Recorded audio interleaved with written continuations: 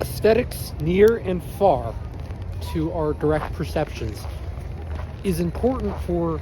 meaningful living and engaging in what we find to be beautiful in regards to what we also find to be meaningful, not just beautiful, but meaningful and elegant in regards to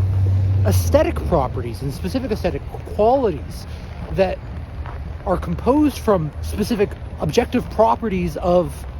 thingness and the thingness that surrounds us and that pertains to in regards the boundness and situatedness of our existence, in which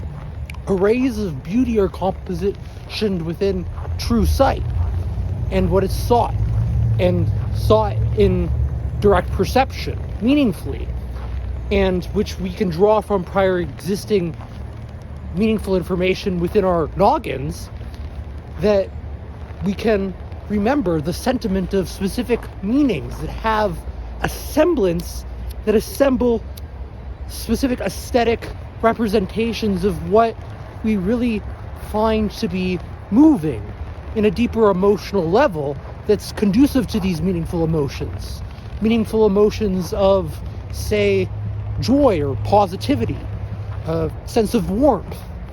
a feeling of comfort, or maybe just the sentiment of a festivity or a holiday even. Things can have the flavor and tastes of a holiday that we can draw on, that are colorful and chromatic, and bring to mind specific turquoise aesthetics that have a glimmer and sort of crystal-like character to it, which is very subtle and with the seasons change in a very gentle way, and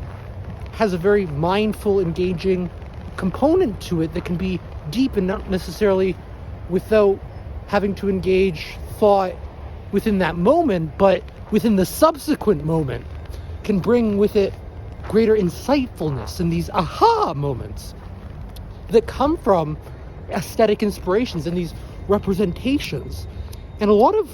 what characterizes less meaningful states as in meaningless states, or these shallow cognitions and shallow meaningless emotions, which everybody does feel, but people who typically tend to lead meaningless existences and arbitrary existences, ones that don't really matter or have significance, and that actually tend to increase negativities outwards in the surrounding environment, external, and which can actually be something that poses a problem to individuals who are trying to live meaningfully. And it's important to actually be able to recognize and just to stay away and steer clear from those individuals, and to identify them and not to associate with those individuals, especially if you're an individual who wants to live